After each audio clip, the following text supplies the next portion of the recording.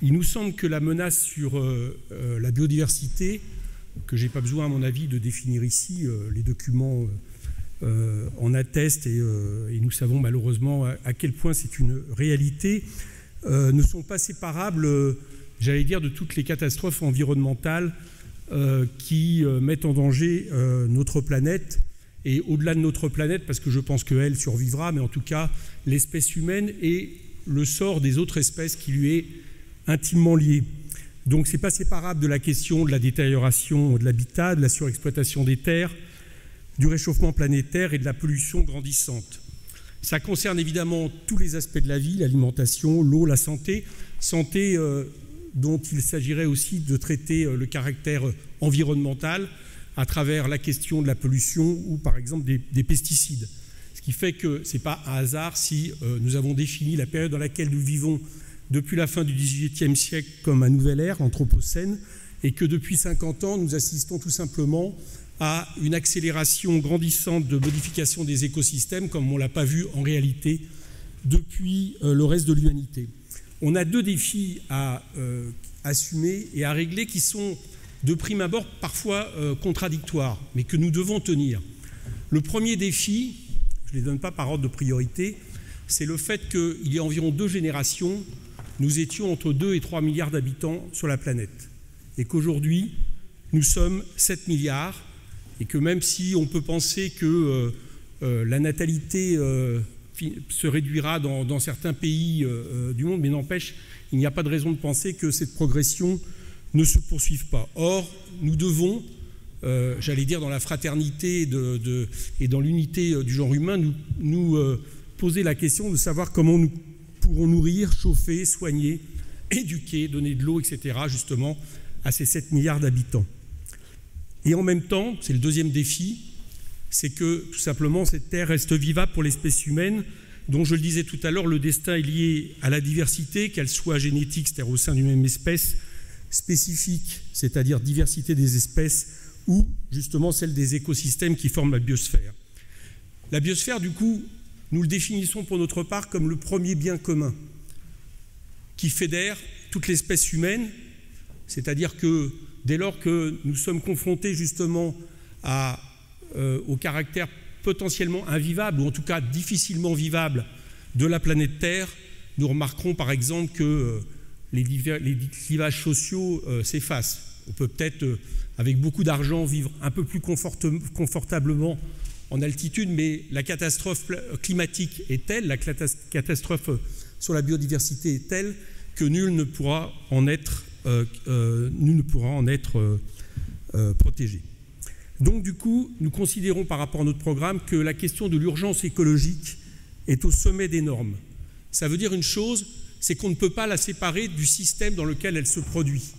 Autrement dit, on ne peut plus, au moment où la terre brûle, au sens figuré comme au sens propre, avoir le luxe du gaspillage. Qu'est-ce que c'est que ce gaspillage? C'est le fait de décider que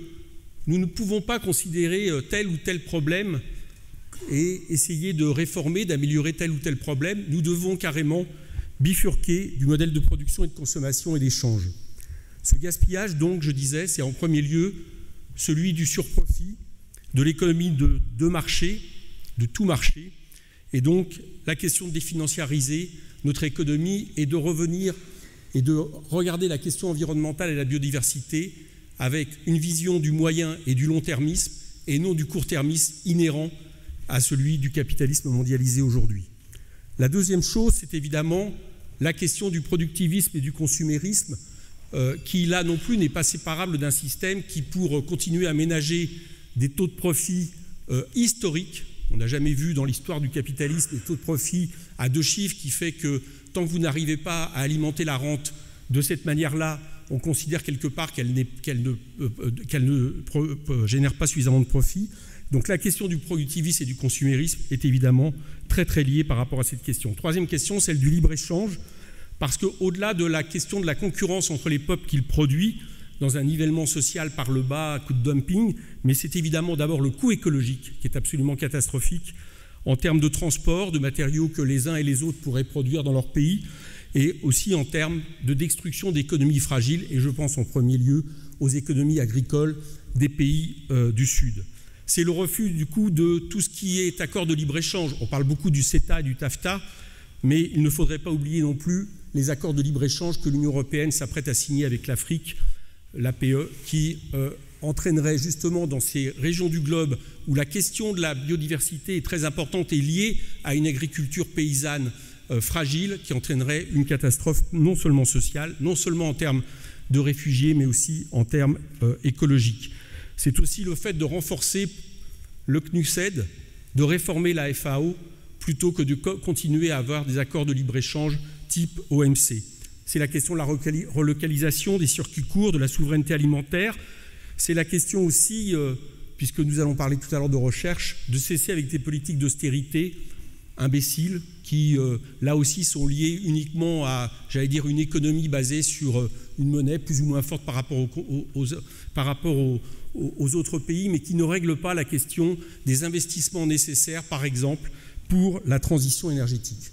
C'est tellement important pour nous que nous voulons, justement, dans la Constitution de la VIe République, instituer une règle,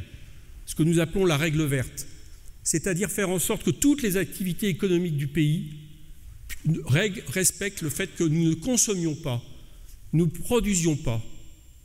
tout plus que la Terre ne peut absorber. Vous savez, c'est cette fameuse journée qui était en 1986 vers le 30 décembre et qui, de mémoire, aujourd'hui est vers le 17 août et qui ne cesse d'avancer dans l'année. Donc, toutes les activités, nous proposons qu'elles soient réglées par la journée au-delà de laquelle on consomme plus que ce que la Terre peut absorber, produire, etc. Donc, nous proposons que ça soit une règle constitutionnelle et qui, à partir de là, se définit la politique économique avec, au moyen de cette politique, ce que nous appelons la planification écologique. Alors, ne vous inquiétez pas, ou rassurez-vous, je ne sais pas quelles sont vos opinions, on ne parle pas de planification, je dirais, centralisatrice, bureaucratique, etc. Mais vous vous souvenez que, pour certains d'entre vous en tout cas, que même sous De Gaulle, on planifiait. Donc notre idée, c'est de revenir à une planification dont le critère est d'abord et avant tout la question écologique de l'environnement et aux moyens, par exemple, de délégués départementaux à l'écologie. C'est évidemment la question de la transition énergétique. Notre programme, et de ce point de vue-là, il rejoint le scénario négawatt, prévoit le fait d'être à 100% d'énergie renouvelable en 2050, ce qui veut dire non seulement l'extinction du nucléaire, qui ne joue pas sur le réchauffement planétaire, mais qui pour nous joue sur une dangerosité extrême, et Fukushima l'a montré, mais aussi l'extinction des énergies carbonées, avec le bilan d'avoir en 2050 aussi un objectif de zéro déchet et d'avoir des gaz à effet de serre divisés par 4. C'est donc aussi la question du transport, évidemment, qui pour nous doit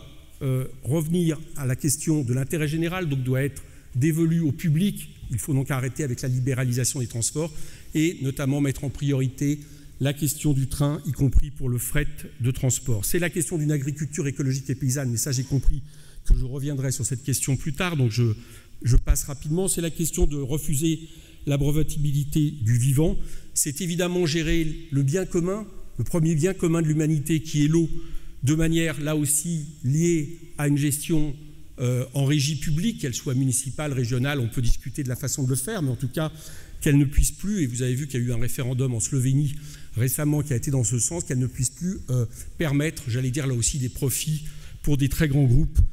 qui n'ont pas pour premier objectif de rendre cette eau bonne et de faire en sorte que tout le monde puisse en disposer. C'est sanctuariser le foncier agricole et naturel, lutter contre l'artificialisation des sols, c'est refuser la privatisation et la marchandisation des forêts, c'est consommer autrement, ce qui veut dire qu'il faut aller vers du 100% bio, mais pas seulement bio, favoriser les circuits courts, et je l'ai dit tout à l'heure, notamment à travers les marchés publics que sont les cantines scolaires et autres cantines publiques. C'est aussi au niveau international, et je pense que j'arrêterai là parce que je dois être pas loin des 10 minutes, prévoir le rôle d'une France qui reprendrait quelque part ses valeurs universelles. J'allais dire, je ne crois pas, je crois pour ma part que nous sommes dans une telle situation au niveau international, un tel danger, que dès lors qu'un pays majeur, et la France reste un pays majeur, il suffit d'aller à l'étranger, au-delà des frontières pour constater,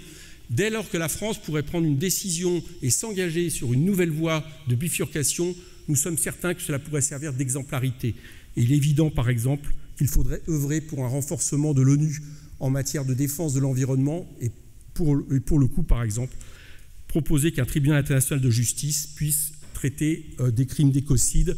on voit qu'avec Donald Trump, on pourrait commencer à faire rapidement, puisqu'il est en train de réduire et de sabrer les budgets dédiés justement à la question du climat.